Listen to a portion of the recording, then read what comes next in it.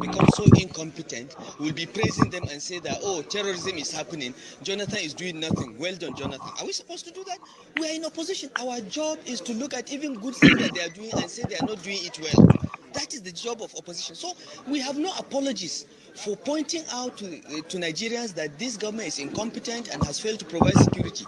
If you say we are politicizing it, fix the problem so that we can't politicize it. Okay? Are we politicizing breathing of air? Every Nigerian can breathe air. We can't politicize it because there is no problem there. But if you fail to supply petroleum products and we say you are failing, you say we are politicizing it. Fix the problem so that we don't politicize it. If you say that there is terrorism, we are politicizing it, eliminate terrorism. 5 years ago, nobody is talking about terrorism in Nigeria. Under Jonathan, it has become an industry. And we should not take advantage of their failings so that we secure the votes of Nigerians in the next elections. There must be something wrong with them. We have made suggestions to the government on how to improve security. They have ignored it. They have set up 5 different committees that have given them recommendations how to address this problem of terrorism in the last 3 years. They have not implemented one. They are incompetent. But they try to blame other people. So at this stage that we are right now with terrorism in Nigeria, what do you think is the solution, especially on how to rescue the girls? Look, the government has the solution to this problem. Several committees have given them recommendations. They should just implement the recommendations in their drawer. Okay? As for rescuing the girls, we have seen examples of what countries do when this situation happens. You should have military action on the one hand and negotiation on the other hand. All right. Welcome. Good morning from New York. This is Rudolph Okonkwo, and wherever in the world you are watching, this is another episode of Have Your Say 234. 247. It's time for you to have your say on all the stories that we are watching across Nigeria and Africa. Wherever in the world you are, join us, and this is an opportunity. This is your show. It's a chance for you to say what you want to say about anything going on. And we are going to talk about Nigeria, of course. And of course, I played you a video of El Rufai in 2015 when he was essentially, giving us solutions to all the problems. 7 years after, Kaduna State is in a mess, and he couldn't secure Kaduna State, not to talk of the country. So we're going to start. I have a special guest. I know a lot of people are already there waiting to talk to us, but I have a special guest who had something to say, and I invited him specially. So I'm going to start with him. That is Professor Steve Mwabuzo. He's joining us from Michigan, but he just came back from Nigeria, so I want to bring him up. So we talk to him briefly, and then we get everybody involved in the conversation. Big Steve, welcome to the show. Thank you, Rudolph. Yeah, it's nice to have you. We've known each other for a long time. Yes. Let's start from when we thought we were going to save Nigeria, when we formed the Nigerian Leadership Foundation. You were one of the founding members. And when you look at that period, I think it was Jonathan's period, to now, where are we? What happened? What did we miss? Yes, Rudolph, you have said it properly. There was a time we were very, very excited about the Nigerian project. That was in the early days of internet commentary. That was when I met you, really, virtually, before we met physically. We were so excited that Nigeria was going to be very progressive. And I think the issue is that we missed it along the way. Because right from when Yaradua took over from Obasanjo, of course, we knew that Obasanjo himself did not perform too well because he gave Sharia a pat on the back. And of course, gave us the impression he's going to fizzle out. And here we are now, 20 years after. It hasn't fizzled. In fact, it has sort of consolidated itself. So we didn't get the message at that time because of our excitement and exuberance with the Nigerian project. Mm-hmm. I won't use the word northerners because I don't want to be drawn into this type of schism. Mm.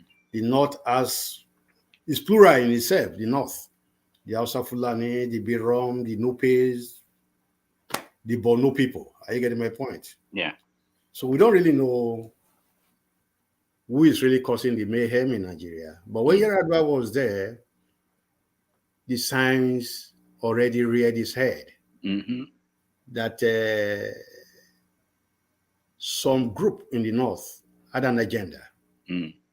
And that was when they were reluctant to hand over power to Jonathan when Yaradua was always in a everlasting sickness, perpetual sickness. And then we as patriotic Nigerians decided, you know what I mean, Mm-hmm. to meet in New York to try and start a Nigerian People's Parliament in the diaspora. But prior to that, we had a group of people that gathered together to form the Nigerian Leadership Foundation, where we all used our own personal money, our time, and even left our jobs to meet in Atlanta. And then we formed a group where we were like a sort of a think tank for the government, virtual think tank, giving them ideas what to do. But we didn't see anything happening. So when we met in New York for the first session of the Nigerian People's Parliament in the diaspora, it was then we realized, at least some of us, that there's an agenda by the North or by the cabal. Yeah, I tell you, I don't want to be drawn into this stuff, to not hand over power to Jonathan, who was the vice president. And then we thought we were going to form, I remember you at that time, form a People's Parliament in diaspora. That's why we went to New York. But we talked and rambled and everything. Eventually, the doctrine of necessity warranted Jonathan to take over the ship of state. And eventually, Yaradua passed. At least he passed on. And Boko Haram, we're talking about security. Boko Haram then reared its ugly head after the Sharia of Obasanjo that had refused to fizzle out. Boko Haram now stepped into the picture in the Northeast, and they gave Jonathan a run for his presidency. He was unable to solve that problem. Rather, that issue became a drain pipe for the Nigerian economy. Our money was being poured into the military to arrest the deteriorating security conditions in the Northeast. And you and I know, and I'm sure all Nigerians listening to the show, that nothing has changed since Jonathan left office. The issue now is that one of the cardinal points made by the Buhari government when they were politicizing the whole issue was that they were going to treat security with very hard hands, and that Jonathan was too soft. I'm sure you just played a video of El Rufai, and of course we witnessed a very high level of hypocrisy, deceit in the comments that he made, that Jonathan was too soft, and they were going to come in to deal with the issue. Here we are, 7 years after. We are still talking about the security in Nigeria. So I've given you a sort of timeline of how our excitement has now led to our depressing nature. So I think I will stop there meanwhile. All right. Questions, let me. Okay. Yeah. Okay, very good. Thank you, Steve. Thank you so much. We have a lot of people who are going to join us, and some people are already here. I will bring them up, but let me play a video of Buhari in 2015 talking about things that he will change. Okay, let's see. Can you honestly, truly say to yourself that our country has changed for the better? Are our children safe when they go to school? Are our parents safe when we leave them at home? Is the naira in your bank account of greater value today than it was 4 years ago? I, Muhammad Buhari, I am urging you to have your PVC, and on election day, you go peacefully and vote and make sure your vote count. Thank you very much. All right. Joining us now from Michigan is Ifeoma Okafor. Ifeoma, welcome to the show. Thank you, Rudy. And then from Canada is Chidi. Chidi, welcome to the show. Dr. Chidi. Yeah. Chidi, welcome. All right. So the topic, we have several topics, but the central idea of what we're talking about today is, will Nigeria survive to see the 2023 election? And or will the 2023 elections save Nigeria? Chidi, you are brushing your you're brushing your teeth. Is everything okay? Hold on. Do you want me to talk now? Okay, no. I thought that was part of the act. I thought you were, going to say something important by brushing your teeth. I'm in the toilet, so if you want me to talk now, let me talk. Why don't you put him on? No, God, Chidi, no, Chidi. Are you talking about? No, Chidi. Thank you very much. There are kids who are watching.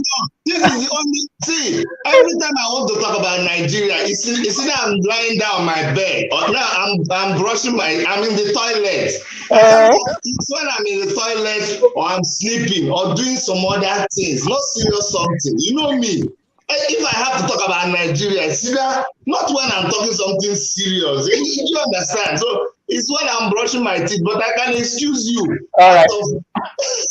Please, Chidi, please. Let's go to the phone. Chidi, finish your business. You come back to us. There are kids who are watching. I better no. See, when I knew I was going to talk to you, I finished other serious business and I came to my toilet because this is how Nigeria issue is. Nigeria issue is toilet issue. It's only places like this can discuss Nigeria. So let me just make my point. Or let Ifeoma make her point. Yeah, let's start with Ifeoma. Yeah, we'll come back to you. Yeah. By then I'll finish my brushing. Okay, all right. Ifeoma, welcome to the show. I'm so sorry. For young people watching, it's a traumatic thing. Nigeria, for some people, like Dr. Chidi, it's traumatic. I know. It used to be normal, but things happen. Ifeoma, welcome to the show. Ifeoma, can you hear us? I think you muted yourself now. You have to unmute yourself, Ifeoma. No, she's frozen. Okay. Our signal is. Okay, Chidi. So what is so bad about the Nigerian situation that you find it difficult to address it unless you are in this kind of place? You see, when everything is upside down in Nigeria, you understand? So when you are in a sane environment, you understand? That's when you want to discuss what other people are discussing. But a situation in Nigeria whereby, okay, for instance, look at this insecurity that is happening right now. And the government of Nigeria, they were begging that they should. Sorry, don't mind all these things. Carpenter know they get better chair. I'm building my washroom. I never finish all this corner. Let me turn it to where it's not. It's all right. We don't care. We don't care. Okay. So see the security situation in Nigeria, for instance. Kaduna is a place where you have all the military installations and all the military everything, all the big security apparatus, they have their headquarters in Kaduna, and yet that is where you're having this attack on and on. And then the governor comes out to say that it's not that we don't know where these people are, but we are afraid of the International Criminal Court. That if we go and shoot them now, they will come and start blaming us. That's why they are not attacking the terrorists. And then you look at the same military people who go down to the southeast and they will use helicopter, they will use plane, they will use armor tank, use everything to go and kill people at will. Isn't that an upside down kind of thinking? Every time, okay, the day Nigeria was playing that ball with Ghana, you know, I tweeted, I said, God, please hear my prayer and let Nigeria lose. Because we seem to have lost our humanity. On that particular day, that the train carrying about 1,000 people was bombed, and shortly after, they attacked another train on the same route. The president of Nigeria, his biggest problem was how to go and watch the football match. And when his ministers and every other person who was in government was talking about the multiple tragedies that happened within the same period, go and see the news of those tragedies. The first thing they wrote is, this one will cost this billion, that one will cost that billion. They never mentioned the human casualty. So you see, Nigeria issue has become something that you don't discuss it when you discuss, because I don't even know. And the worst is that the people are seeing, and it is not affecting the people. So why am I killing myself? If the people who are actually, the people who it is affecting, and you know the worst is when I talk, they actually begin to argue with me. And I'm asking the person who is arguing with me, you are probably running your generator to charge your phone that you're using to argue with me. For you to bath, you have to collect water and go and warm it to bath. I can take water from my tap. My network is strong all over the place. So that's the thing is, look, let me tell you something, my dear brother. I have decided to do this for the sake of my mental health. Because I discovered that even in my business, when I'm trying to talk to my clients, I'm suddenly angry with them. I said, Chidi, will you calm down? What's going on? I don't even know that it's Nigerian matter that is making me misbehave here. Honestly. All right, Chidi, hold on. Don't misbehave. Let's come back to Big Steve. Steve, I know you were in Nigeria recently, and what is your take in terms of, there's something that Chidi mentioned, which is that there's a disconnect. The people who actually live there, sometimes they tend to defend the people who are responsible for the set of things. What did you see or experience when you were there? Well, thank you, Rodolphe. Like Chidi said, Nigeria is populated by people who are in denial, people who have refused to understand that this government is the architect of Nigeria's problems. We have always forgotten history. Remember that when Buhari was campaigning to be elected to replace Jonathan in the second or third time, he said if he didn't win, he will make Nigeria ungovernable. He will make what? Nigeria ungovernable. That's true. People have completely forgotten that statement that he made. It is this ungovernable strategy that has come back now to backfire on this government. Yes, I lived in Nigeria.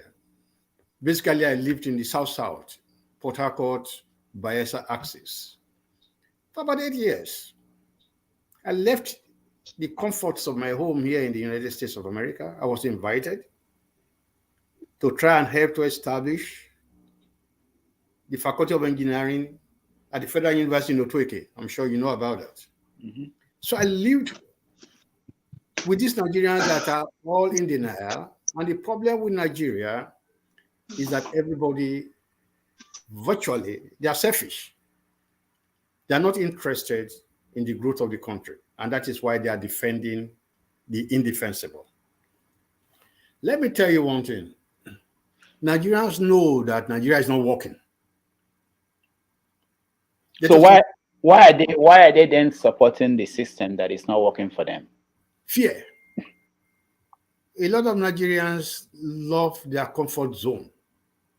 They are not ready to stick out their neck to challenge government that is inept. That is the basic thing, because the economy is in a mess. The political system is crap. The ethno-religious dimension to Nigeria is there. Are you getting my point? Now we have coalesced everything now. Security too has come over to haunt us. You talk about security. The very foundation of Nigeria was built on fraud. Nigeria's security architecture is the one that the British bequeathed to us. By now, we should have changed that structure. Each state or local government should have gotten their own police. Most of these security problems we are having will have been reduced or diminished. But the federal government is happy with the structure that they inherited. But hold on a minute, what's wrong with this computer that is banging up? Are you getting my point? Yeah, we can hear you. We can hear you. So the issue is that the federal government, I'm not talking of only Buhari now, I'm talking about all these agbada wearing senators and what would you call us of representative members who are empty-headed, who are collecting about 20 million naira every month as salary. Why I, as a professor, when I was in Nigeria, the gross for me was 6 million a year. Oh. And somebody is collecting 20 million. Are you getting my point? Yeah. Month.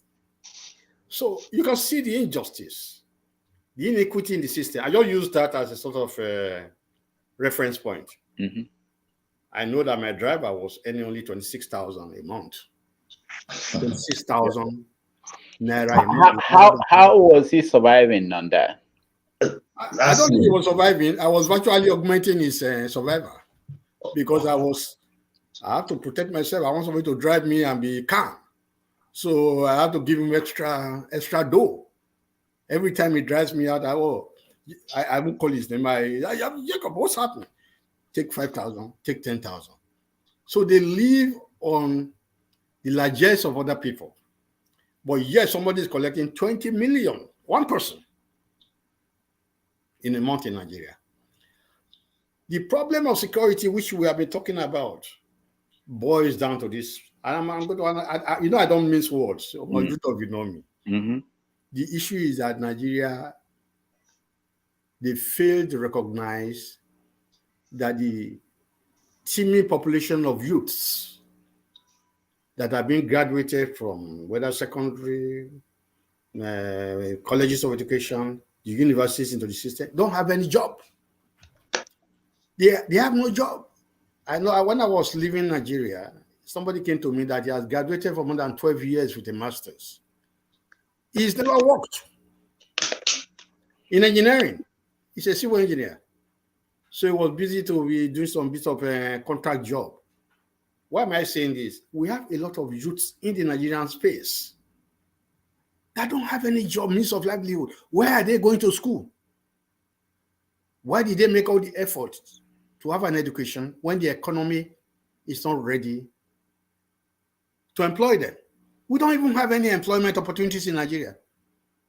Are you getting my logic? Mm-hmm. So there is a lot of evil in the system. The people in Nigeria are aware. Let me tell you another one, because I don't want to take all your time. A lot of people are going to talk. Mm.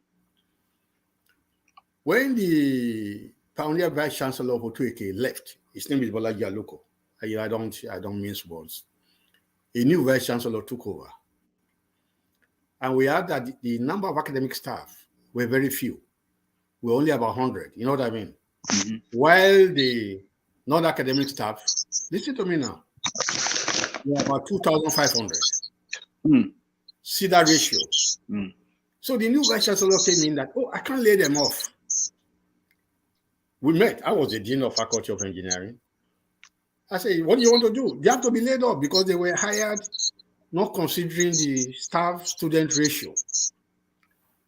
The man converted those who were not even prepared to be in academia. He converted them from non-academic staff to be what? Academic staff. Academic staff.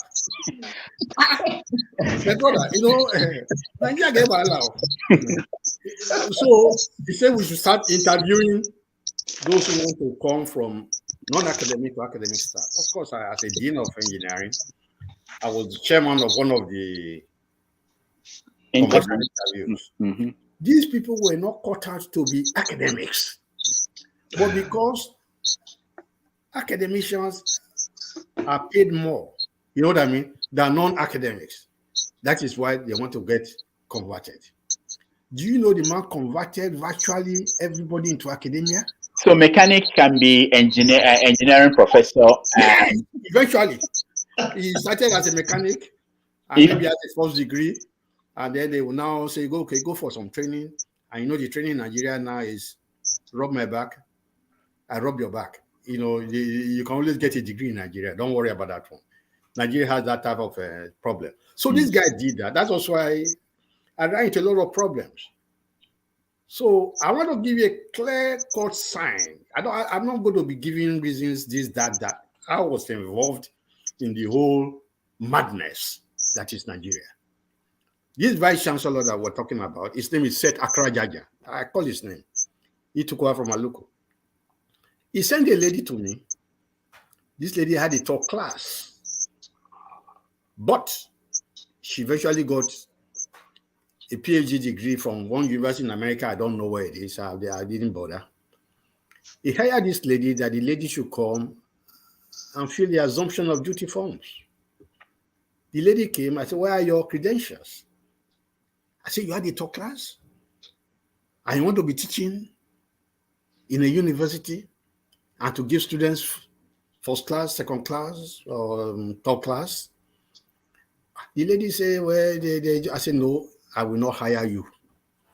Go and meet the guy that sent you to me. Are you getting my point? Mm-hmm. That it is against the benchmark for minimum academic standards in Nigerian universities. With a PhD, yes, you have a 2-2, you can teach. But without a PhD and you want to come to the systems, you must have a 2-1 or a first class. The lady left, never came back again. But of course, I've already stepped on the toes of the vice chancellor. Palava don't start for Stephen Abuja. But I didn't care about that anyway, because I didn't go for the money that they were going to give to me in Nigeria. You know that. Mm-hmm. Olaji Aluko was my friend. They made him a VC. He said, hey, Steve, come on. You are a very pragmatic person. Come over, let's do it. So my palava started. So what I'm trying to tell you is that Nigerians, I'm not the only one that saw these problems. I'm not the only academic within the system. There are a lot of professors, associate professors, but they are just paddy. They say, oh boy, maybe we just chop our own job, maybe we just leave this one. This American man is always talking grammar. You know what I mean? He doesn't know that this is the Nigerian system.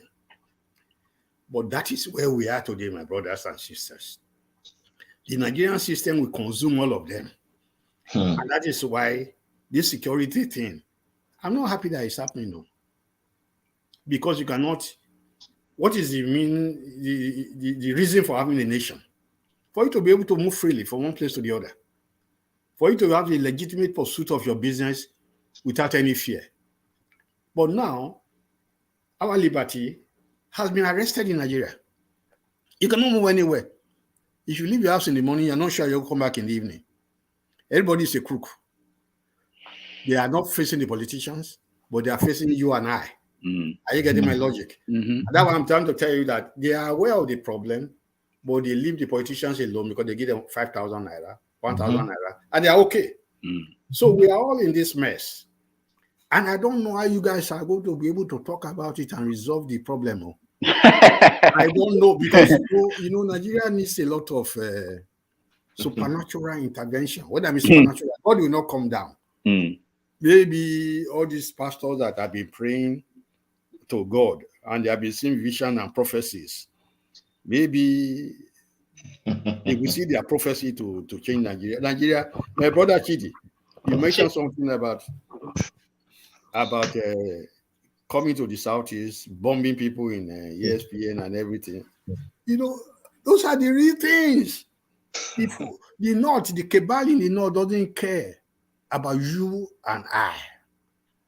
You think they don't know these people that are causing security in Nigeria? That's very. Steve, let me stop you, Chidi. Let me come to Chidi because El-Rufai said that recently he said that they knew the people who are doing it. Yes. And he blamed Jonathan when he was in the opposition. Now he's in power, and he is essentially powerless to deal with this situation. And Kaduna is turned into a war zone. They are really determined to deal with Kaduna State. So what is your take now in terms of what is going to happen? Everybody is thinking about 2023, and we have someone like Bola Tinubu canceling his party. We wanted to have a party, then this thing happened. What is actually going on? What do you think will happen come next year, or even in the next 2 months? Because the candidates will emerge in the next 2 months. You see, for me, before I was not even interested in the election. And sorry, I have a show coming on in 28 minutes, so I'll just briefly talk. Yeah. I wasn't interested in the elections, but when I saw that Omo Electoral was brave enough to go again, and I became interested again. Now that we are talking about 2023, and seeing I have this conspiracy theory, but maybe I'm wrong. But I'm saying, why is it that it is all of a sudden, now that we started talking about the election, that these people started operating again? Where were they before? Okay. All of a sudden, and it is from the same Kaduna State where we know that so many facts have shown that Boko Haram was recruited by El-Rufai himself. They too confessed it. How come the same thing is brewing up in Kaduna, where you know very well that from the time that these operations happen to the point where the news gets out that these people that operate with their leg, when they carry their hostages, they match them with their leg, that if you send a drone up there, you will see those people. They just acquired helicopter. They will not use that helicopter. If you give me a project, me, Dr. Chid in Canada, to locate these people, I will pay Google, and in a few seconds, Google will show me these people in the night, will show me their location and where they are. They'll use infrared sensor cameras from satellite to show me those people. So I have a conspiracy that they are deliberately allowing this to happen, so that the other things they will do, we don't know yet. That is what I think is going to happen in 2023. And for the people, for the citizens that know what is happening, that suffer it directly, and they don't want to do anything. My brother, that one tire me. I don't know what else to say. I don't know what else, because if it comes to maybe choosing leaders for 2023, you would have thought that the people would just get up, like, what else do you want to happen to you for you to be angry? Like, what else? I don't know what else you want to have. It is a reproach. It's a reproach to me to see people like Tinubu coming up to stand for election. It's a reproach, even though it's a democracy. But the fact that these people they have brought us to our knees to where we are today, they shouldn't even be rearing their ugly heads out. They shouldn't be heard, not to talk of sin. All right. Chidi, I know you have to go to run your show, but there's a question I want you to deal with before you leave. I'll get to you, Ovie and Mwagazie and other people. But there is a news from UK that Adeyinka Grandson was jailed for 4.5 years. Yes. For inciting racial hatred in Nigeria. What is your reaction? What's your reaction to that, sir? I personally approached Adeyinka Grandson. You know me, I try to do my own little peacemaking from the behind.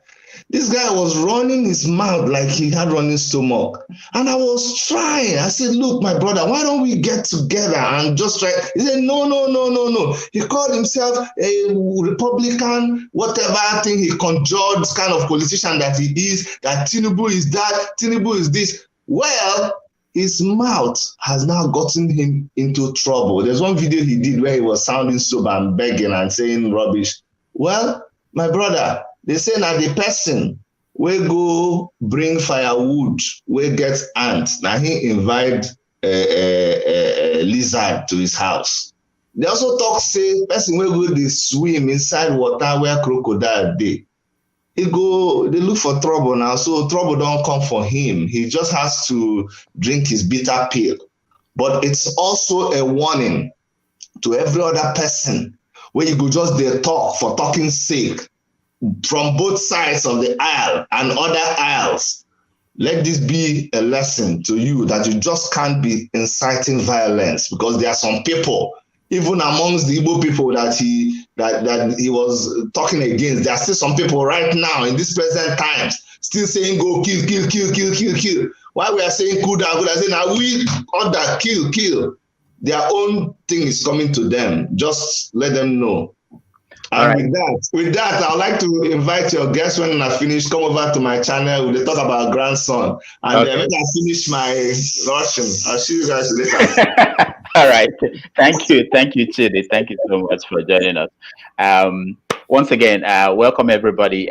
We have a full show today. We are going to talk about the Abuja train attack, the resumption of toll operations at Lekki toll gates, Nigeria's failure to qualify for the 2022 World Cup, and of course, Adeyinka Grandson. And if we have time, we talk about Will Smith. I would like to hear the perspective of Nigerians on Will Smith and what happened at the Academy Award. So we take a little break. I'll play a video just for a few seconds, and then we'll be back to talk about these things. And if you want to join us, I put out the link on our site. You can join us. All right. I just woke up this morning really overwhelmed, and I don't know if anyone else feels this way, but being an average middle-class Nigerian is so hard. It's so exhausting. It's a pain. Everything in this part of the world is exhausting. Everything in this part of the world is unnecessarily hard. The system is just built to frustrate the average Nigerian, and it doesn't make any sense.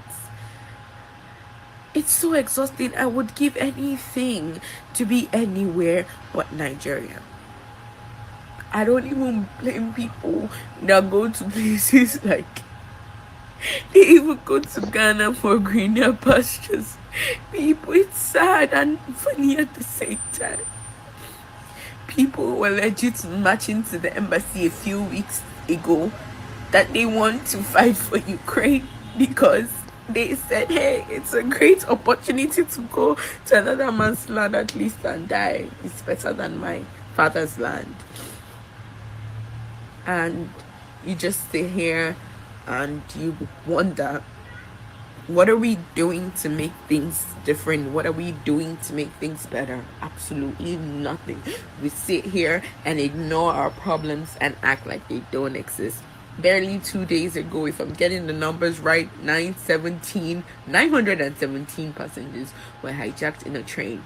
And just yesterday, a match was held. And y'all thought you would win? Ignoring your problems and focusing all your energy on a, sorry to say, stupid match. I'm so happy that Nigeria lost. But at the same time, it still doesn't change the fact that they don't give an F about anybody's feelings. Nothing is actively being done to change the things that make living in this country hard. The system keeps failing the best of us, and nothing is being done about it. We sit here and we act like everything is okay. That's why everybody is running away. That's why nobody wants to be here. Even me right now, I'll give anything to be anywhere but Nigeria. I'd work at a mug. I'll clean people's pool.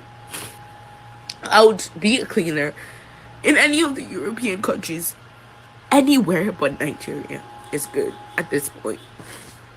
I don't know if anybody else just. All right. That was even if it's acting, that was heartbreaking. Just watching that, even if it's not true. Let me come to you. Ovia, you are in America. You don't count. Let me talk to somebody in Nigeria. Mwagwazi, Mwagwazi, welcome back to the show. Remind us again where in Nigeria you are. I know you are in Nigeria. I don't remember where. Where are you? In Anambra State. Anambra. Oh yeah, hotbed of new activities.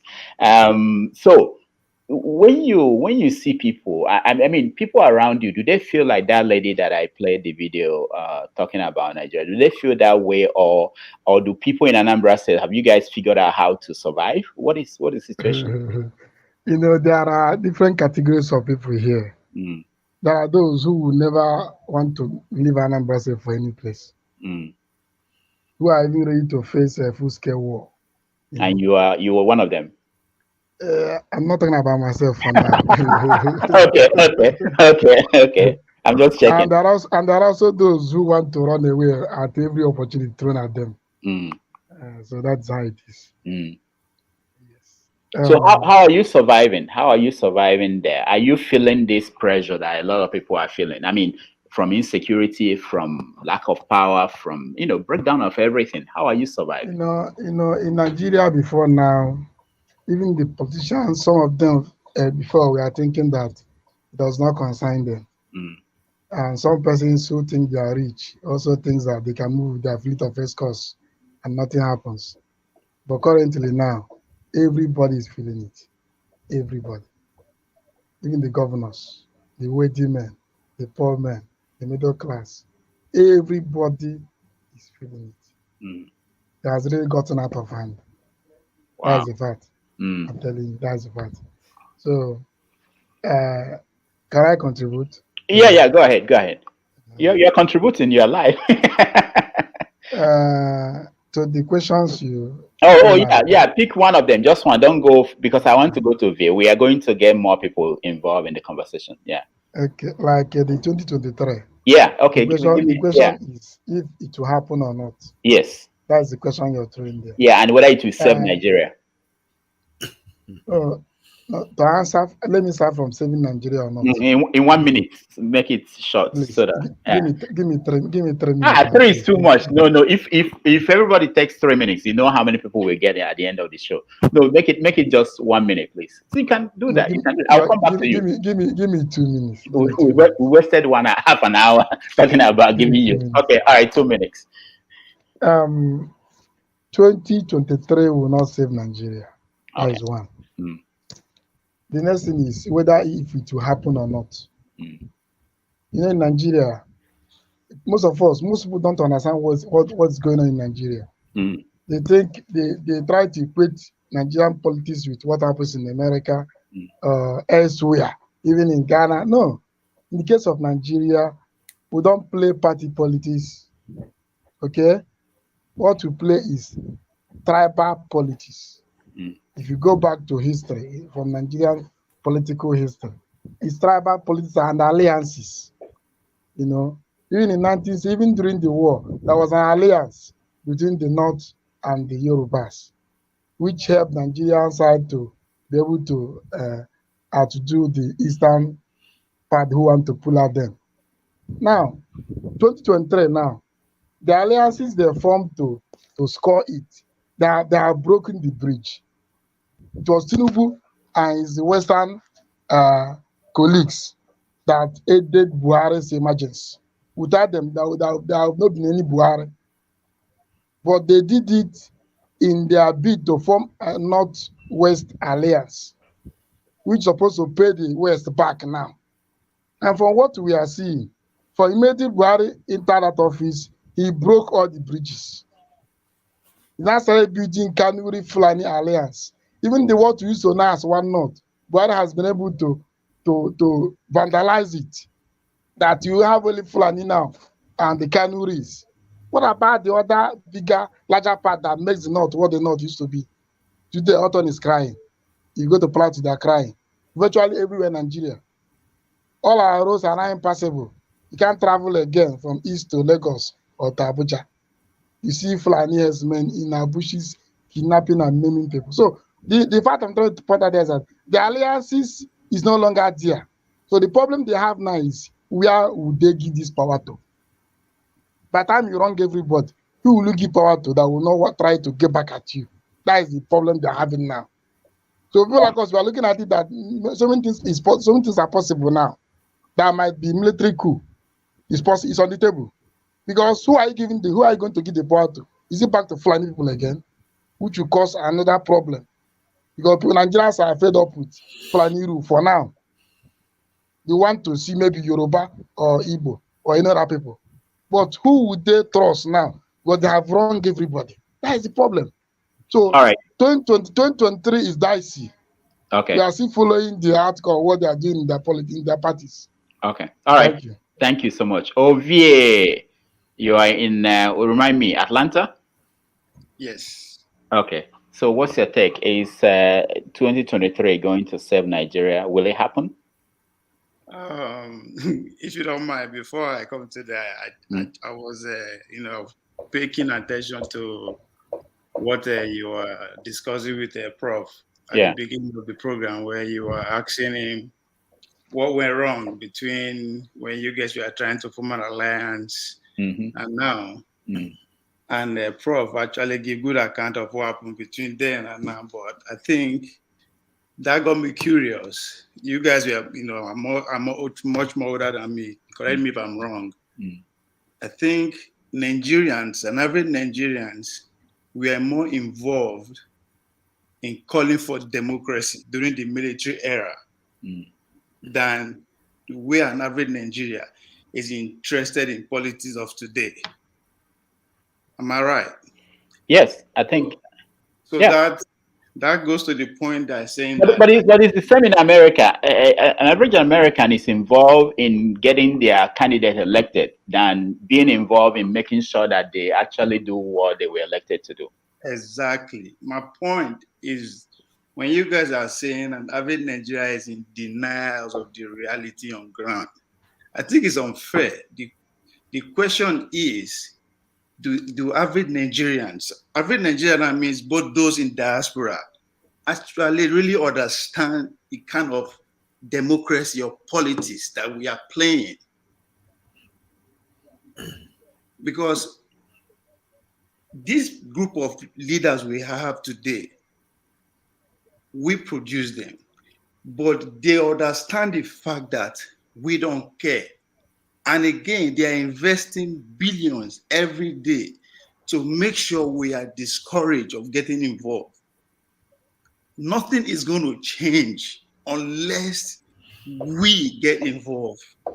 It is our action and inaction that gave birth to the leaders that we are seeing today. That's to go back to 2023. The election we hold, and it's going to be very peaceful. Nothing is going to change. It's too late now to say, oh, what are we going to do? It's over. It's a game of, they will select whoever they want in both parties. Thank God it's consensus now. And they'll present them to us. Whoever we vote for is a win-win for them. The question is, how do we change things? We have to consciously understand that it is not a sprint. It's a marathon. I understand where the other guy that left, where it's coming from, how he said, I'm discouraged. See, that is the problem right there. This group of leaders never get discouraged. You know why? Because they have a goal, power. And they know how to go about it.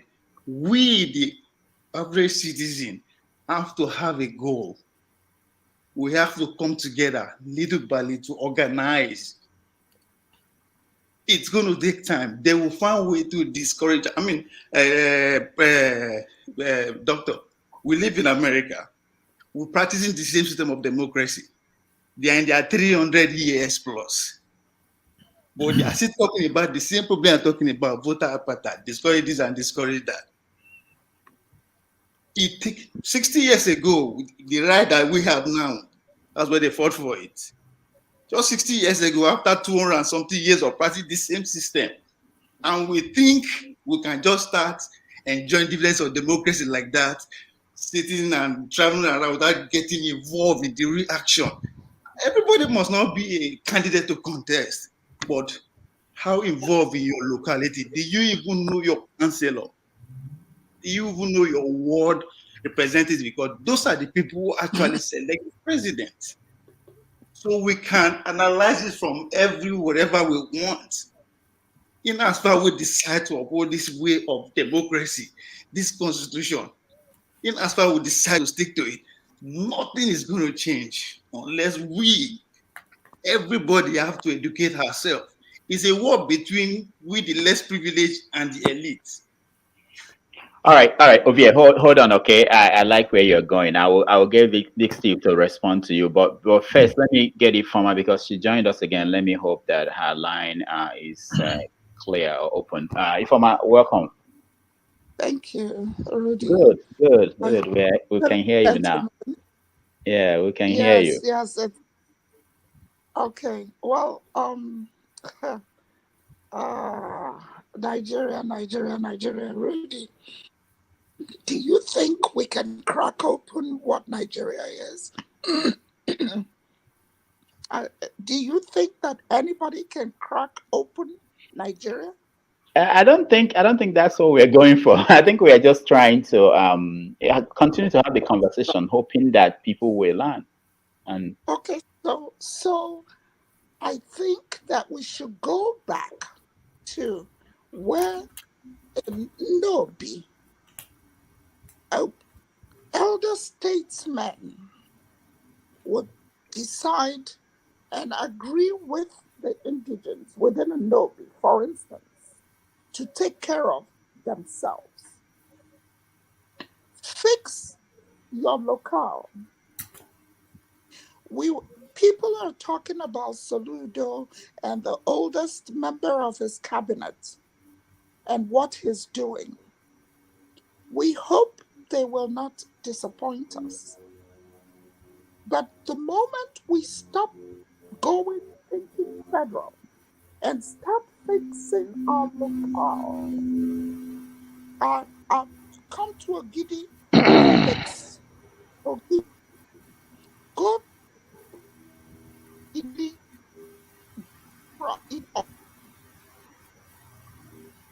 then the people and they start seeing that things are working within their locale.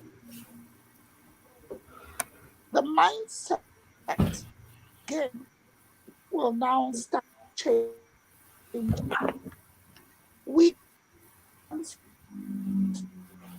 All right. Your line is bad again. Okay. Go ahead, Ifoma. As the internet that some of okay. We'll come back to you, Ifoma. It's frozen again. Okay. I'll come back to you. Big Steve, can you? So the fact of the matter is, I think we've all signed to a point of the reach.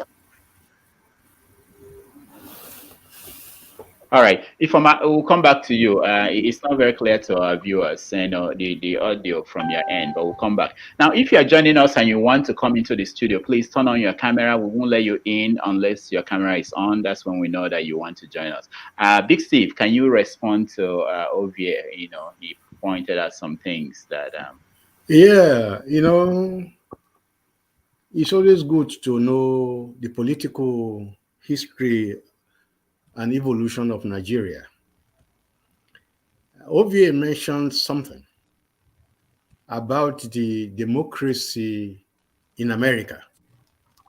and that it's taking about 300 years to get to this level, and we are just 60 years.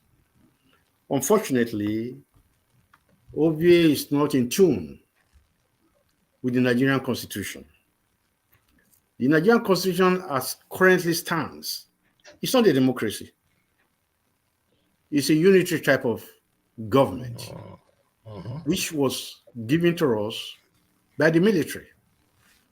We never really sat down to talk about a federation of states, though we call ourselves the Federal Republic of Nigeria, but we are not.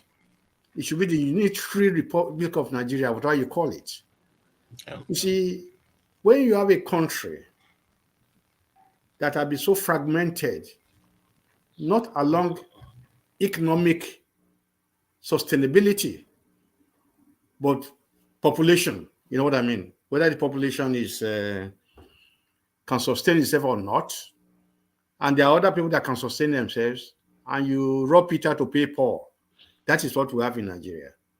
So OVA mentioned something again, that what are we doing to try, you know what I mean, and be involved in the political progress of Nigeria. I will just mention one particular instance.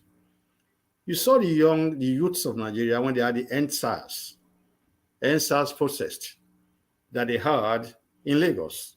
And I'm sure OVA is aware of it. You saw the way they were brutalized. They were shot at, and people were killed. At the end of the day, what has happened? Everybody withdrew into their shell. Are you getting my point? The same political demagogues, like the Tinubus, who ran Lagos and pretended he was doing a good job, are now coming out of their shells again to contest. I don't know what they think we are anyway. Like, okay, I will agree with you on that. They think that we are fools. That whatever they bequeath to us, whoever they present to us, we will vote for.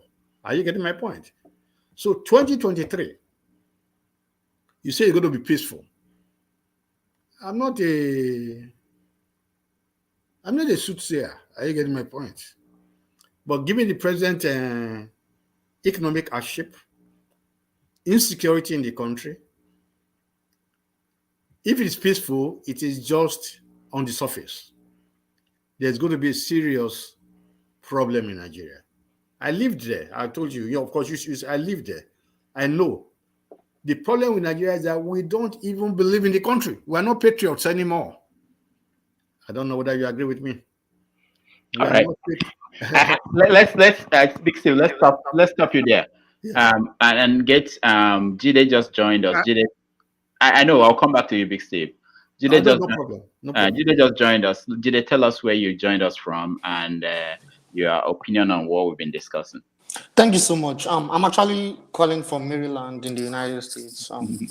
Yeah, I really respect everybody's opinion, and I understand where everyone is coming from, the passion for changing the country and even the continent. I really appreciate it. But I'm going to be coming from a different perspective from what everybody have said. And first of all, I would like to disagree with what Doctor just said. Like, I would like to disagree on certain things. And one of the major things I would disagree with is about America as a country, about the democracy in America, using reference to the democracy in America. I think we need to understand that, first of all, I agree with the fact that Nigeria's evolution, political evolution, is different from America's political evolution. So we need to understand that America's democracy is being controlled by certain oligarchs. America is a capitalist state. So we shouldn't make reference. I think. You said I think we shouldn't. The FBI thing, like, okay, go ahead. Excuse me. Yeah, I think we shouldn't make reference to using America as the citadel of democracy, because the policies in America, domestic and foreign policies, are not controlled by the people. They are controlled by oligarchs, by certain multinational corporations. And even the historical evolution of America in itself, the slave trade, a lot of the history of America in itself is not pure. It's bad. And when you talk about social development, America is not the most socially developed country in the world. It's, in fact, we can say it is the most economically developed country in the world, the most powerful country militarily and economically. But it's not even the most socially developed country in the world. It's one of the most unequal societies in the world. But that's by the way. So the point I'm driving at is the problem of Nigeria is deep-rooted. And I've listened to everyone. Like, the problem of Nigeria is highly deep-rooted. And my own conclusion is based on Nigeria as a state, and like so many other African countries, that Nigeria has been damaged. The country called Nigeria, it has been damaged completely by imperial domination.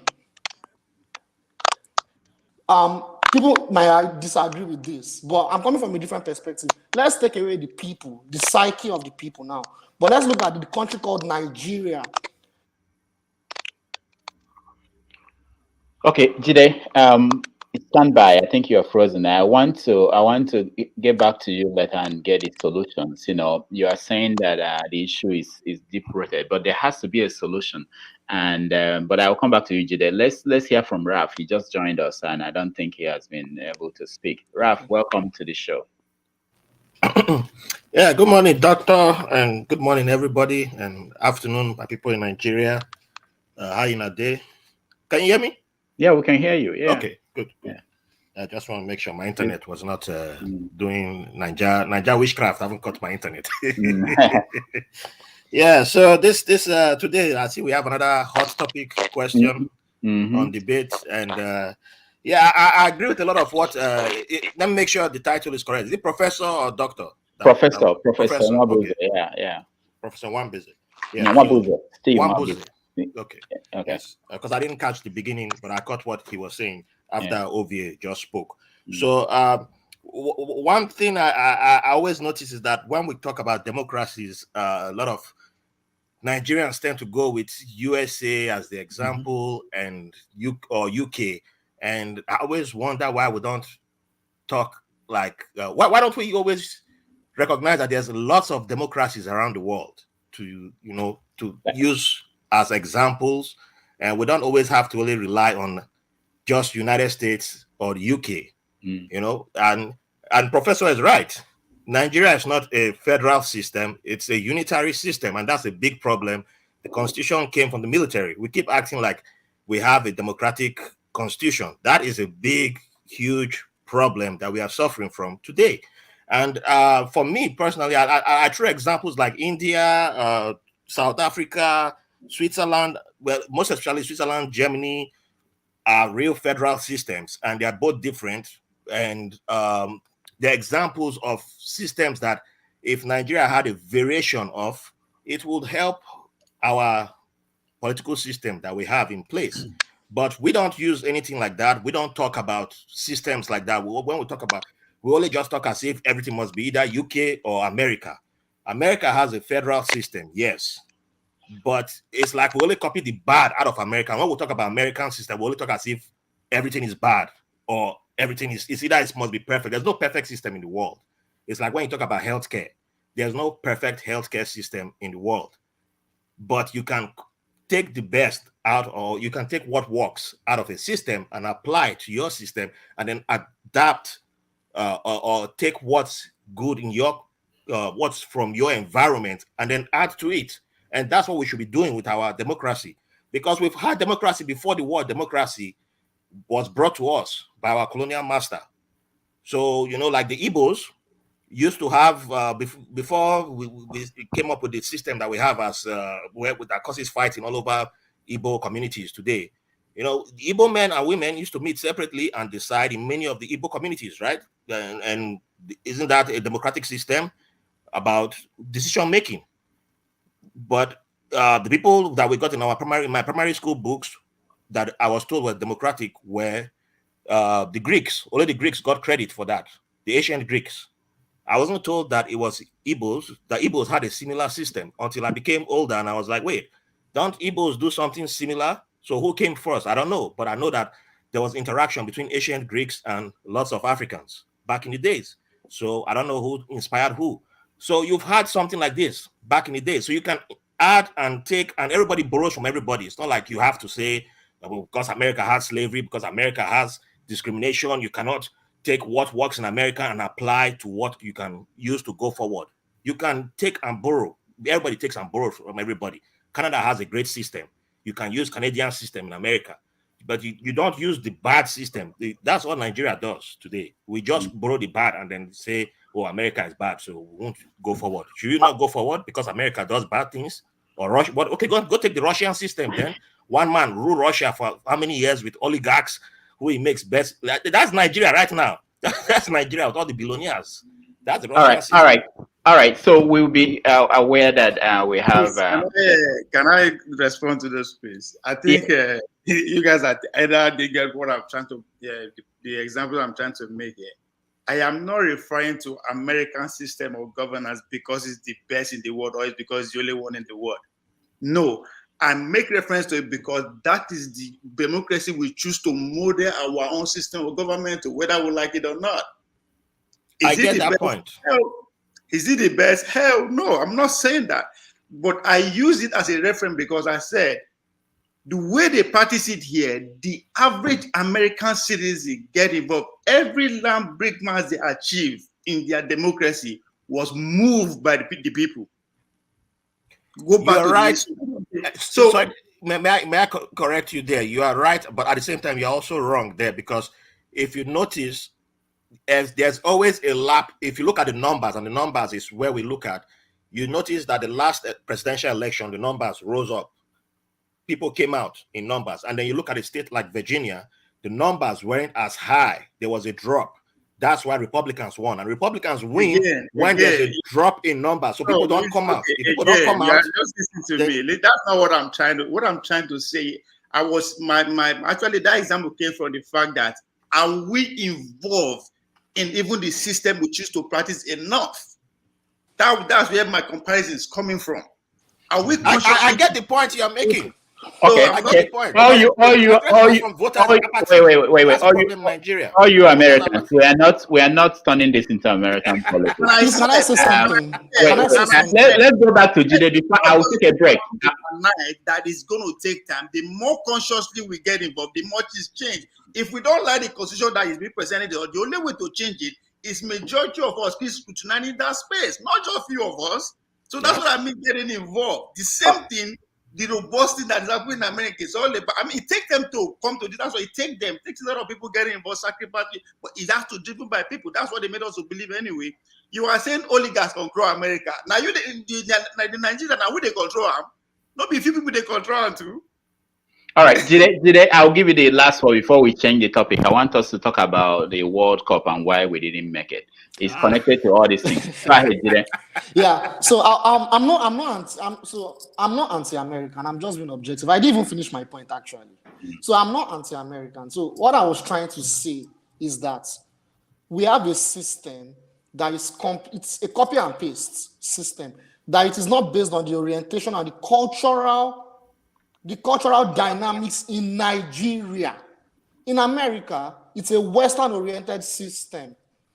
So I'm not saying we shouldn't borrow what works in America. No. China is a typical example. China has its own unique political and economic system, even though it operates with a market economy like America. But China is prosperous today because it's on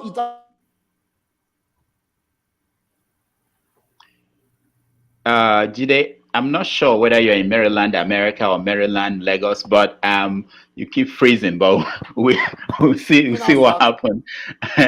Okay. Yeah. So I was saying that the solution I was trying to profile is that there are two things involved. Number one, the professionals of Nigeria, they play a key role into why Nigeria is underdeveloped.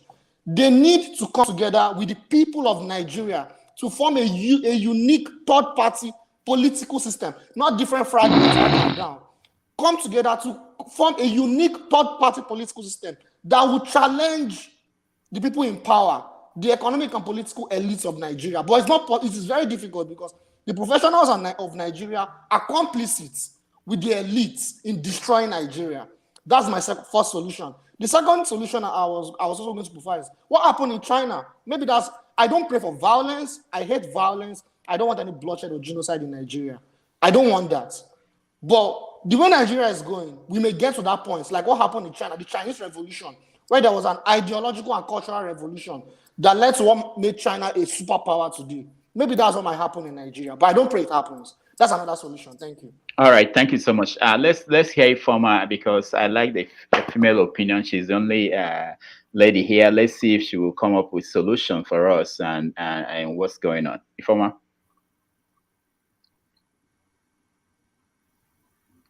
Okay, I think her system is still down. Ifoma, can you hear me? Okay. All right. Let's I'll play a video that will lead us to the next conversation, which is about the World Cup and the fact that Nigeria will not be there. A lot of people are losing their minds. I want to hear from you guys. What does that mean? Is that an indication of prayers of some Nigerians who didn't want Nigeria to even qualify to begin with? Is that a sign of how bad things are, that even the only thing that we used to show up there, that we are not going to show up? So let's you guys hang in. I'll play a video and then we'll get into that conversation.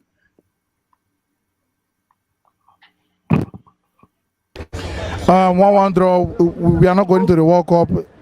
Over 2 legs, the only goal we scored against this very young Ghana team with a new coach was a penalty that was given to us by VAR. Not be like say, but a disappointing one. Yeah, not only Nigerians today are crying. All the Africans that love Nigerians are crying.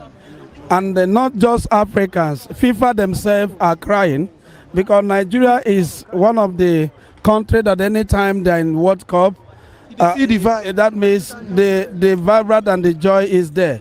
But now we are having a very big problem in our own house. NFF leaders are the cause of our problems because none of them understand football. No any of the NFF members knows what they call football. The reason why I say this, they are just there by selection, not by merit. The people that play football in this country are just going to the governors and receiving award as ambassador. Kalunwanko and the culture and all of them are busy doing advice for company. And Samuel Eto'o is saving Cameroonian football. They are mates. They are the one who's supposed to be in the office of NFF and control the football and put the football in a good place. Like person like me, I am Kingsley Okafor. For over 20 years, I've been using my money. I'm selling rice and beans, sponsoring up grassroots footballers. But I'm not interested to be in glass house. There is no state. People that will watch this, that will see my face, there is no state in Nigeria have not sponsored tournaments. And I do it free of charge. But in this NFF, to you to play national team under 17, under 13, your parents must come and pay 3 million. If you don't have 3 million and to buy a good suit for them, you will not be in the list. They are spoiling this football. Look at the disgrace. I went there yesterday, I changed my jersey I have. I bought this 15,000. I bought this 15,000. Official. I bought this 8,000. Calculated almost 50,000 naira just for me to come here and be happy. And today, they collect the money and put in their pocket and put disgrace for over 60,000 people that are seated here. Many cameras that are here were very happy. All of them came here to make sure that the joy of the people will show tomorrow at the newspaper. But the glass house are putting shame to us. Not the coach, because they are controlling coach. They remove coach, they tell him what to do. To tell you, look at the Ghanaian. Ghanaian is a team. They bring down the game down. Yes. Their coach were very busy. Their coach is even busy, moving everywhere. But our coach is there because I've told him what to do. I want to tell you, men in glass house know that we are going to lose this match. All right. I always find it interesting that people who are not players, they know about football more than the people who are playing, even better than the coaches.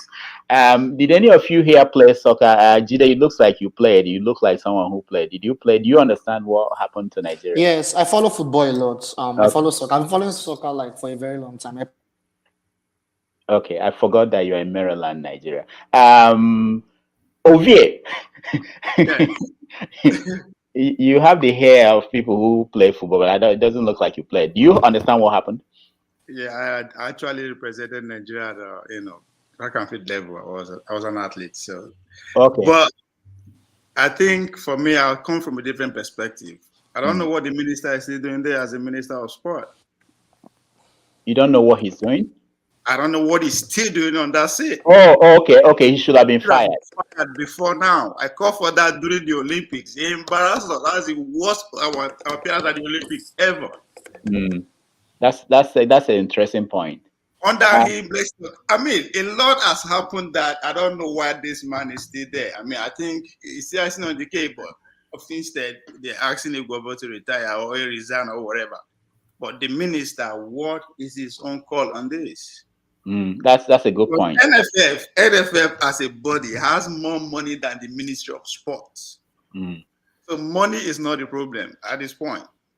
But exactly what that guy pointed out, who be your papa? Just like we can go ask Philip Shaibu, who be your father? So you think is what is wrong with Nigeria that they took into football? Is that what everybody's pointing at?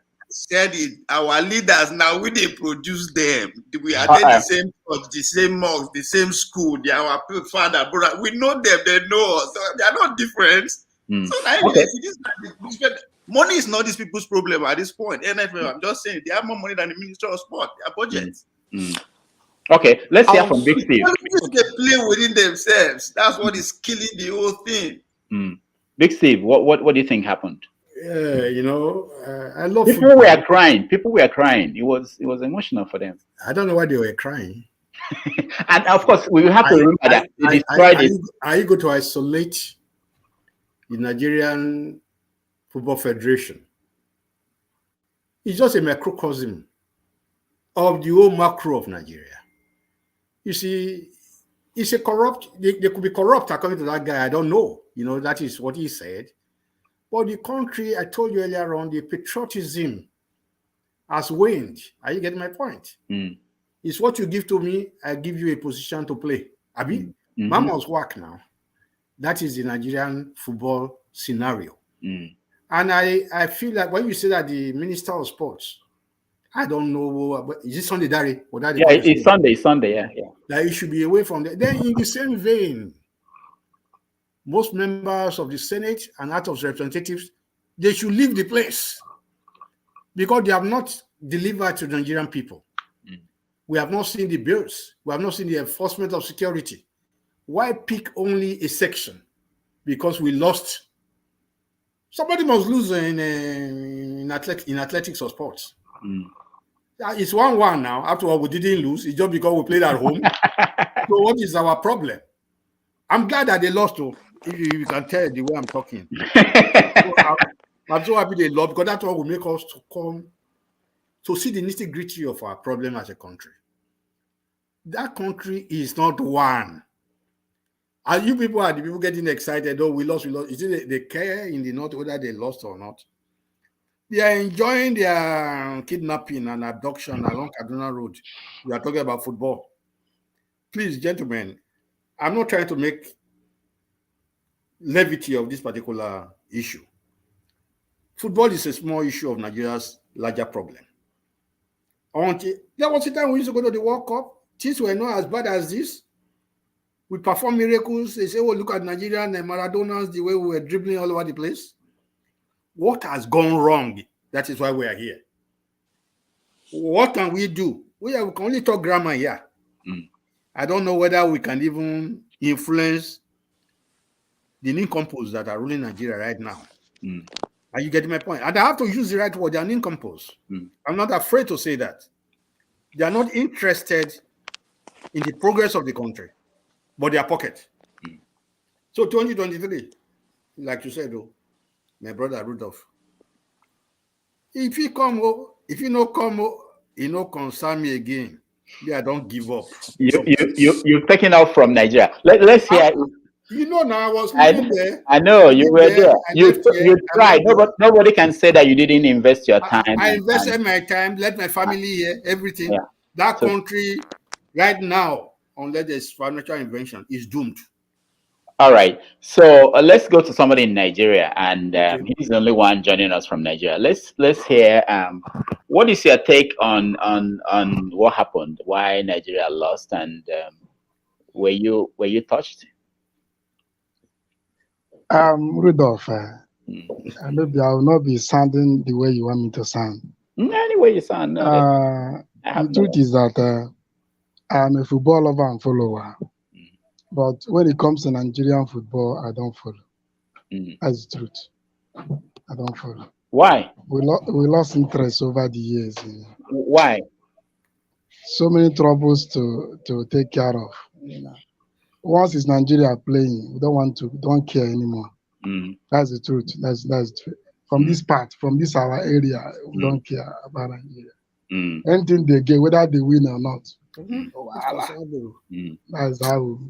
the attitude we are playing. We are at foot when it comes to Nigerian football. That's the truth, yeah. Okay, all right, that's fair. We have about 10 more minutes left, so let's round up. Let me come back to Ifoma if she could hear me. We can leave this conversation without talking about Will Smith and the Academy Awards. I know it's an American issue, but it's also connected to Nigeria now because people thought that Bianca started it and then Will Smith took it up to California. So Ifoma, in the conversation where people are having in America, there's this thing about that black men should defend black women, and that was what made Will Smith to do what he did. How do you see it from your end?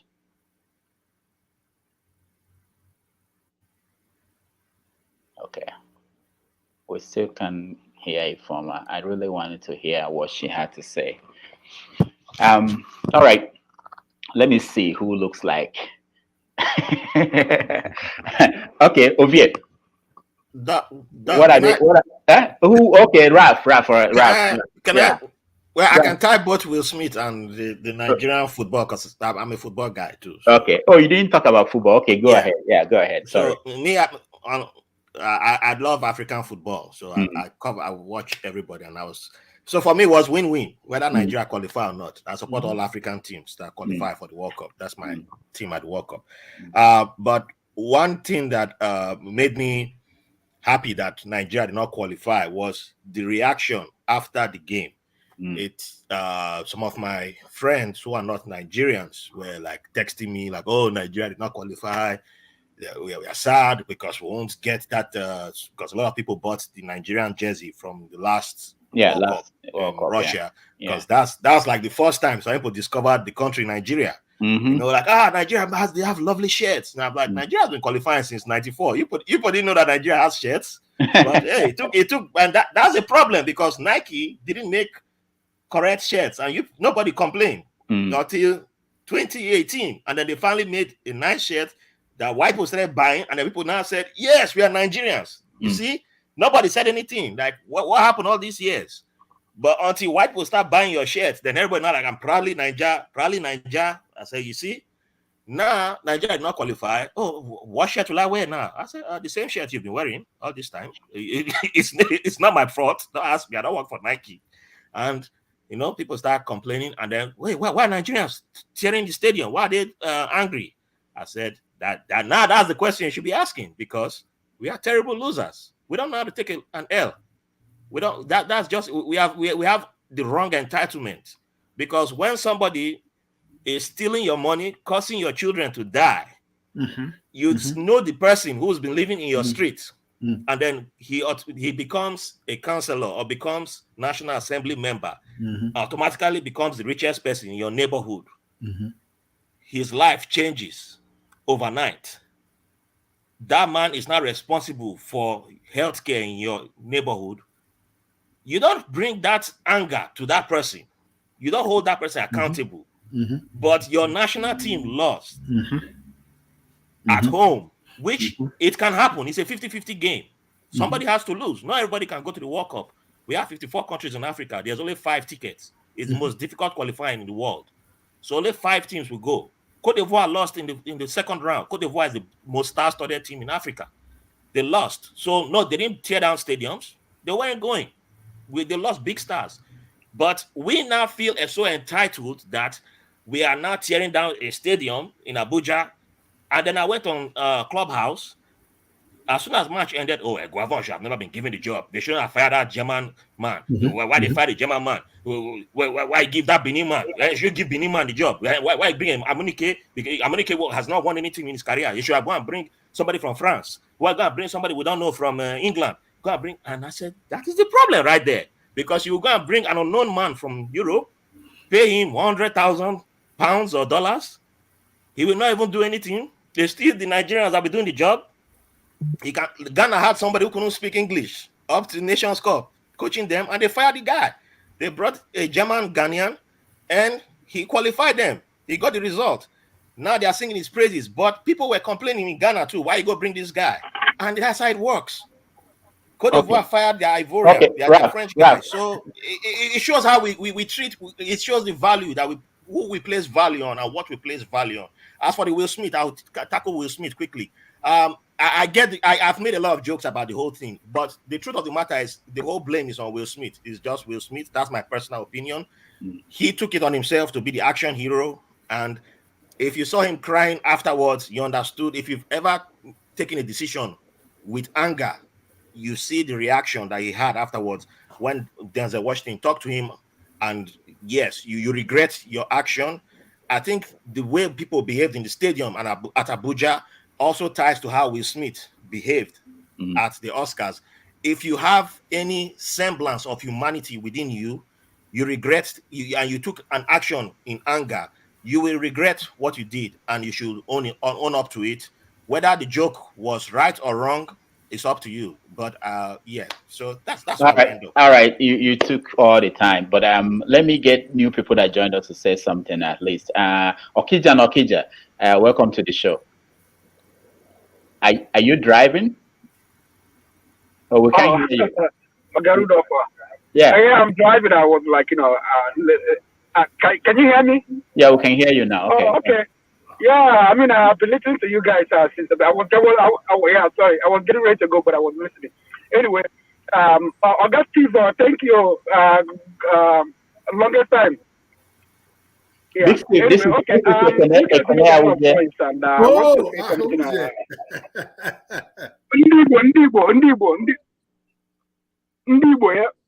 Yeah. So I want to make a point. Some of the things you guys said. Adeyinka Grandson. When that video, I mean, this is the power of advocacy. Taking up issues and the fight for it. When he started making those videos, I called MI5, called MI6. Going to FBI and CIA website and make complaints, and I sent my letter to some people in my WhatsApp group. Tell them, call MI5, call MI6, send this letter to them, and then shortly after they arrested that guy. So it's important, when things happen, when you have something you're passionate about, try to make out time, to say something about it, to bring it to light to people who are supposed to take care of the issue. Now that's the one. Nigeria issue. Nigeria lost the World Cup. I mean, Nigeria didn't qualify for the World Cup. Yeah, that's the issue with Nigeria. Where do I start? This we used to do before. We used to produce carrot, number one producer in the world. We used to produce palm oil, number one in the world. But just look at it, Nigeria. When I was growing up, they used to have this Rama Cup. We used to have secondary school games. We used to play games on the street. Roman Catholic people, Block Rosary, they used to play matches. But all those things disappeared right now.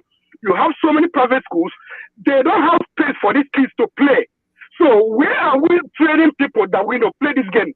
When people are young, we used to play on Saturdays and Sundays. We take over the street in Onitsha. I grew up in Onitsha, in Fege. We take over the street, we play ball, cars that will stop for us. So, but those things, they disappeared now. So where do you raise people that will play, will play this, the game? Street soccer produced some people like a Kano or Sondo.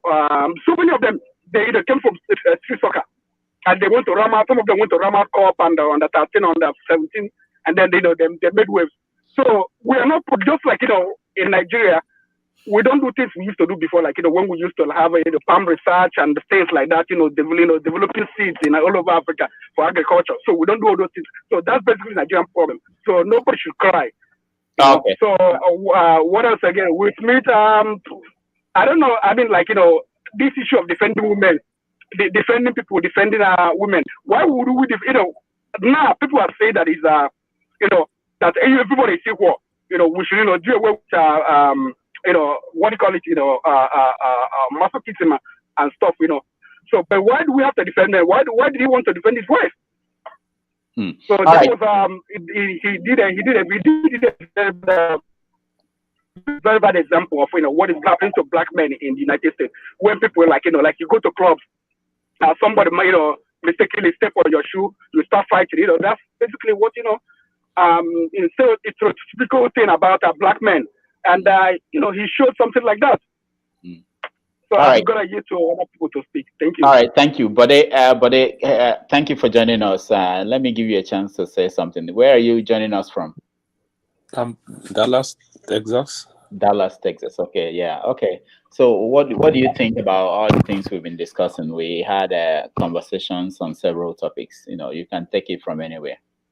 So Will Smith, I think he's just overreacting, and then maybe he's in the bid to please the wife, to make the wife say, "Oh, look, okay, he loves me, he's defending me," but we don't need to overreact in certain instances.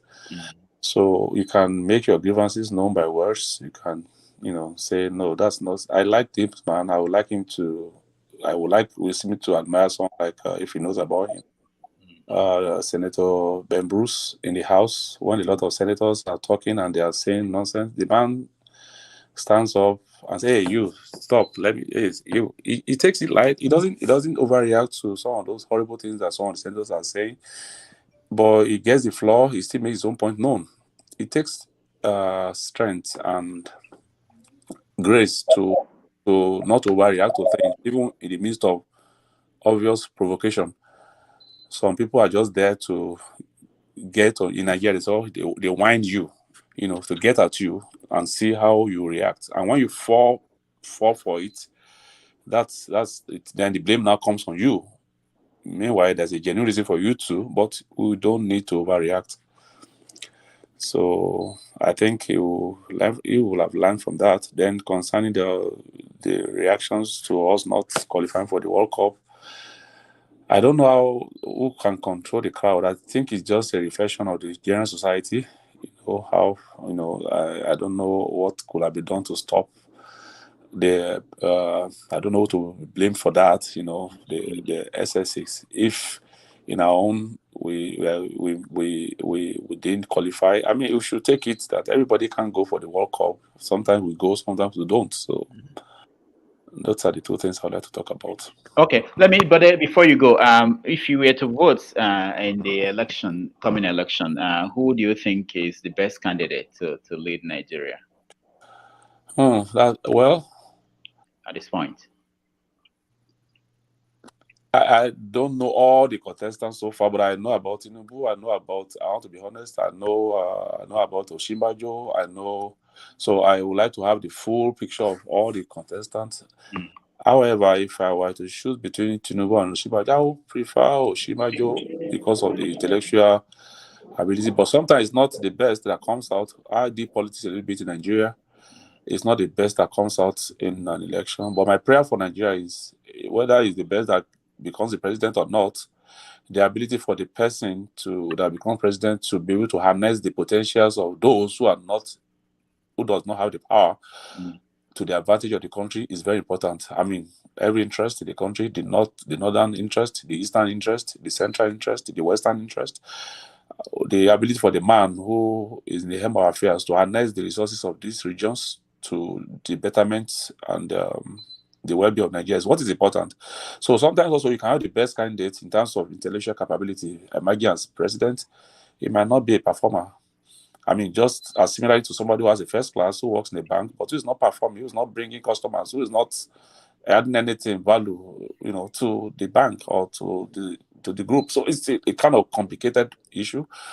But you're talking of acceptance, you're talking of, grassroots. Like I come from Lekki State.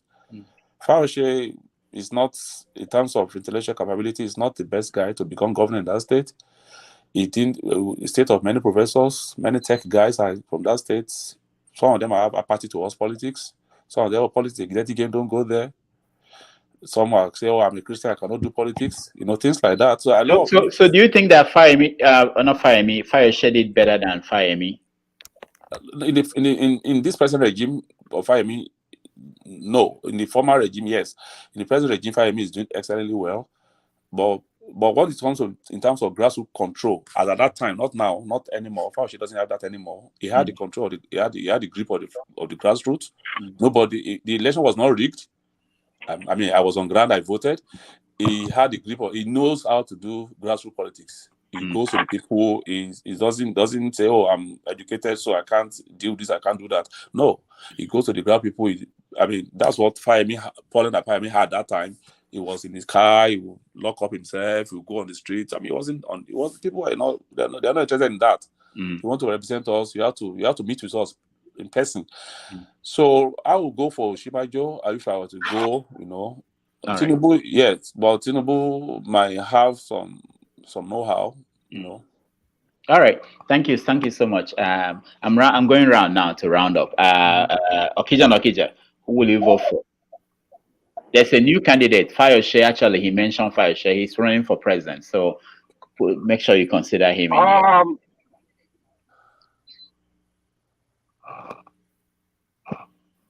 We can't hear you. I mean, if people would have declared, has the vice president has he declared? No, not yet. Or the vice president has he declared? Not yet. He's still waiting to hear from God. Okay. Yeah, I mean, I'll vote for Peter Obi. I'll vote for Peter Obi if he's not there and Osibanjo is there. I will vote for Osibanjo. All right. That's it. Nobody else. If apart from these two people, I will stay at home. All right. Okay. Mwagwazie, who are you going to vote for? Dr. Damage, I think in Nigeria today, we are looking at issues to have on ground. We have security, economic issue, and what have you. And looking at these things now, P2P is the man for the job. You know what? Okay. You said P2P. I think you're frozen. Look at his speeches, how he ran technically. If Nigeria is sincere, hello? Yeah, go ahead. Yeah, go ahead.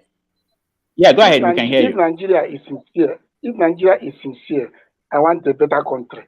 P2P should be the man. He's a unifying factor. But who will give it to him? That is the question.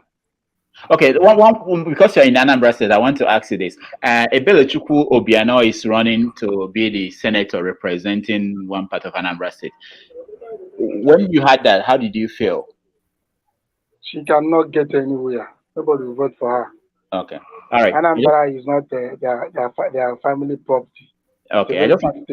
I want to make sure that with many oligarchs. Not one of these small states in Nigeria.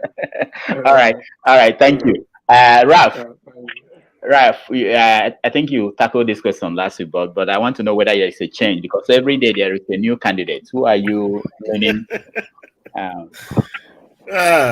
Well, whoever writes me the check first, I'll collect the check, but no vote.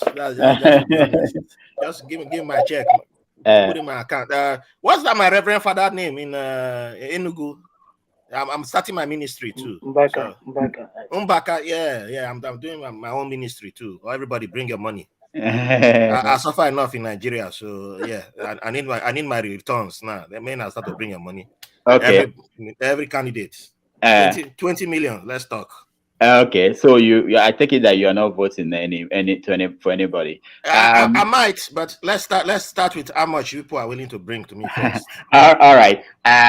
Ovie, who will you vote for if you were to vote today? Well, my candidate has not declared yet. So. Oh yeah. Pius Anyi. Is that Pius Anyi? No. Bubamawa. He hasn't declared yet. That's my candidate. Okay. So, all right.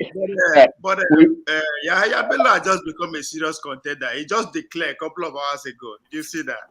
Oh yeah, I thought he has been running for 2 years now. But you need to watch the. I'm impressed with his declaration. Wow, you were impressed. Yes. All right. Big Steve, who are you going to vote for? Well, that's a very interesting question.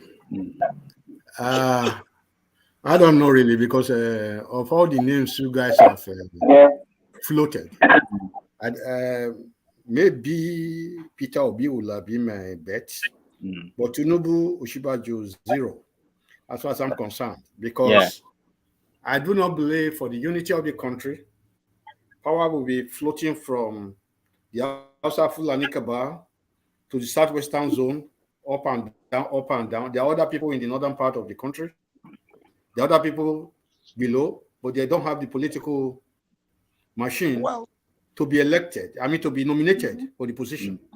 So for Nigeria's security and unity, I believe that we need somebody from another part of the country. So maybe they're going to come out. But as it is right now, Peter Obi is my man. Thank you. All right. Thank you so much. Ifeoma, who will you vote for? Now, there are some people. Yeah, go ahead. Rudy, I didn't hear the names. I didn't hear the names because I was locked off.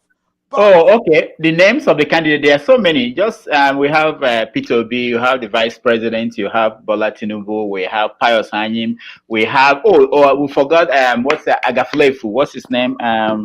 Rocha Sokorocha. Fayose is running. You know, there are many. You know. My question is: it for which country? Oh, for Nigeria. Oh, are you sure it's for Nigeria? Or for themselves. Then I'll be voting for all of you on this team. That's interesting. Yeah, baby. You know, I want the masses to have their say. We've got to go back to the grassroots. If you don't engage the grassroots, they must have a say. They can pocket all the money in the world, but let them have a truthful say, and we'll leave it at that. And my brother, Ralph, please, when that money starts flowing, remember Rudy, because if Rudy enters the kingdom, I know for sure I'll enter that kingdom. I love to share. Don't worry. I share everybody on stage with me. I'm sharing to everybody. I'm a cheerful giver. Oh God, have you heard him? Yeah, I know where he lives. I know where he lives in Brooklyn, so don't worry. Okay, so there are two people who. It's good to have these shows. It's good for people to talk. You must reach broader audience. Hear all the folks out. It doesn't come with violence. You cannot effectively effect a change with violence. It doesn't happen. It wouldn't happen, particularly in a country like Nigeria. Thank you. Thank you so much, Ifeoma. We are just rounding up now. I have two people who are in the studio. If they want to speak, please turn on your camera. I can call on you. If not, we round up. I really thank everybody that stayed with me on this show today, especially Big Steve. Big Steve, you've been here from the beginning, and I appreciate your information. Just like everybody, Ralph that comes in. Oh, my friend. Okay, Ralph that comes in all the time, and Ovie and everybody. Okija, thank you, Ifeoma. But before we go, I have to go to my colleague. He's joining the show for the first time. Mazi, it's okay. Welcome to the show. Turn on your audio, please. You're muted.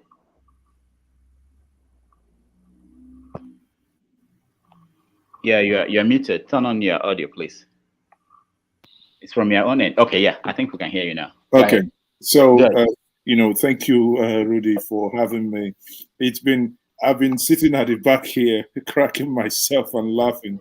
It's nice to meet everyone on politics, Ralph, Harry, Okija and Okija, Ifeoma, everybody. I think one thing is 2023 for me. There comes a time that we need to really, really, really make that decision. I think 2023 It's a very critical year for Nigeria, that if Nigeria would ever want to make progress, or if the people are tired of the madness, maybe it's the year to make Oma Nigeria. For many, incidentally, I was speaking to a friend who lives in the United Kingdom last night. He said something that struck a chord with me. He said sometimes he's worried about whether he's ever going to relocate to Nigeria, but he's going to give it all his shot in 2023, that if that fails and a proper leader is elected and people begin to talk of coming home, sadly, he will probably abide by the book written by my good friend here, Rudolph Okonkwo, This America Self. Thank you so much. I don't know if you listen to the all the topics. I know you are busy, but there's one I want you to address. You are in the United Kingdom, and Adeyinka Grandson just got sentenced. I don't know if you followed the news. It happened yesterday, I believe. Yes. To 4.5 years in prison. What is your take? What's your response to that? Well, in my program last night, I actually talked about it. It's for me, it is something, in as much as no one going to prison is not something we should be jubilating about, but it's a corrective measure. It's just like I tell you, it's not about Adeyinka Grandson. We have people, you and I know, that sometimes when you listen to the stuff coming out of their mind, you kind of want to hold your seat, thinking your seat is going to run away from you, because some of these things, and I'm thinking to myself, are these people not thinking? Some of them, you cannot be sitting down somewhere in the comfort of another person's country, and you're saying, kill this individual, kill the other person, burn this person, burn the other person. Come on. That does not make sense. So I hope that him going to jail will begin to checkmate something, something that most people online spew. It's just like, when you correct people, I mean, you and I said this privately, there is nothing, you're not happy about Nigeria. Neither am I. Neither is anybody here. But you're not solving any problem if you say, the problem of Nigeria is this person, then kill that person. We have to be very careful the things we say. There are consequences. He's been saying those things. Chidi told me yesterday, and myself I did. There was a time I reached out to him, and I said, brother, can you tone down some of these things you're saying? You know what he called me? He said, I support Yoruba liberalist or whatever. I mean, the kind of stuff he talks about.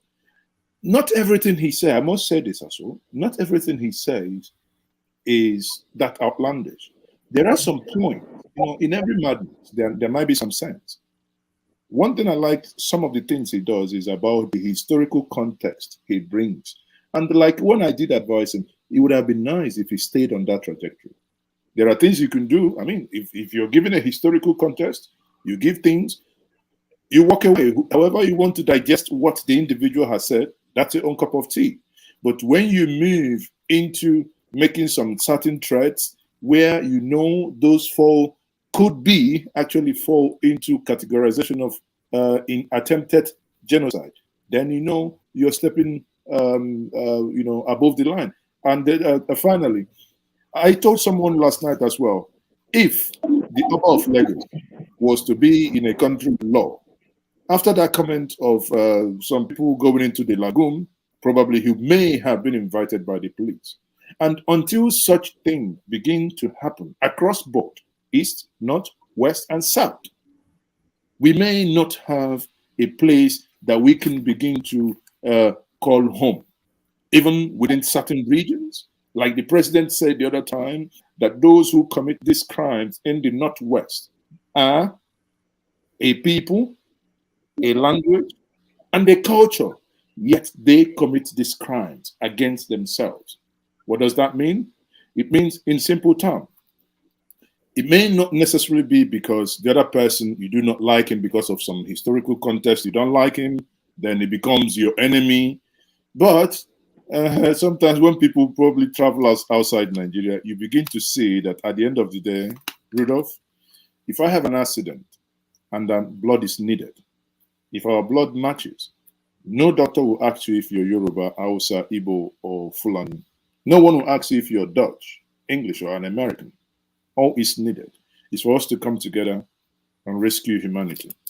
Thank you very much. Wow, thank you so much. But one more thing. You're a good son of Anambra State, and yesterday the new governor went to Okoko, or is it today that he went to Okoko? Today, and he's cleaning up. And I know it's an issue that you care about.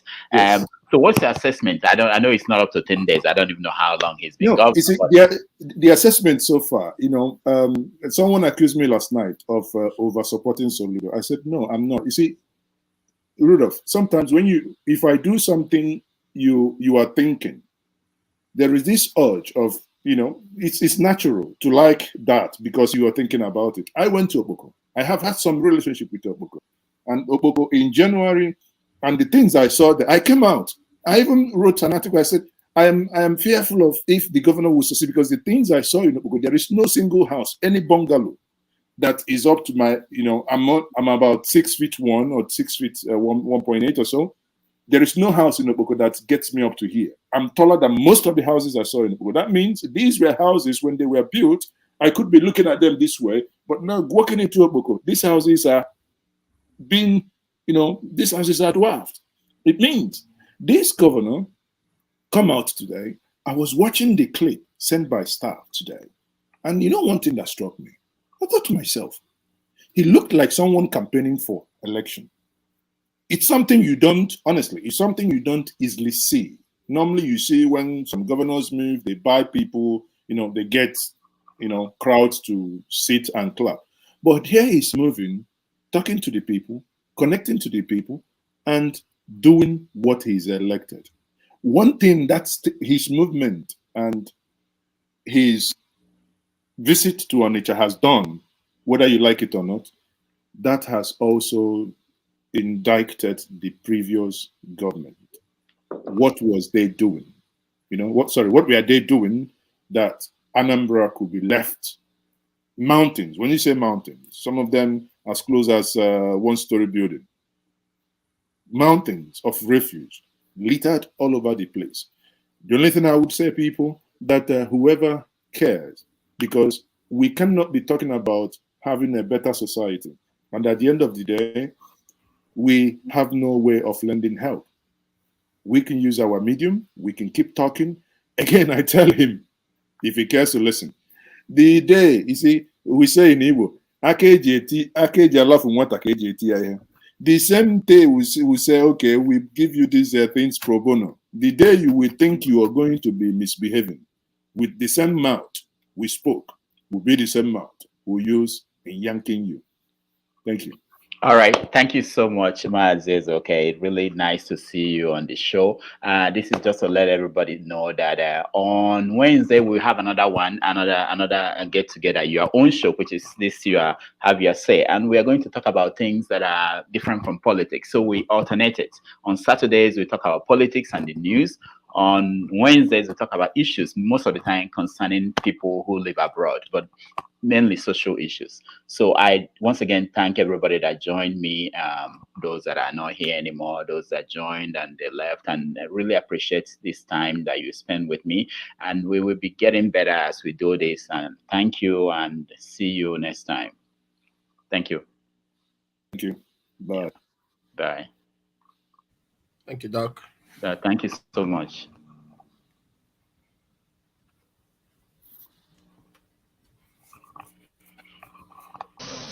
Arise to support the motion. I'm smart at the end.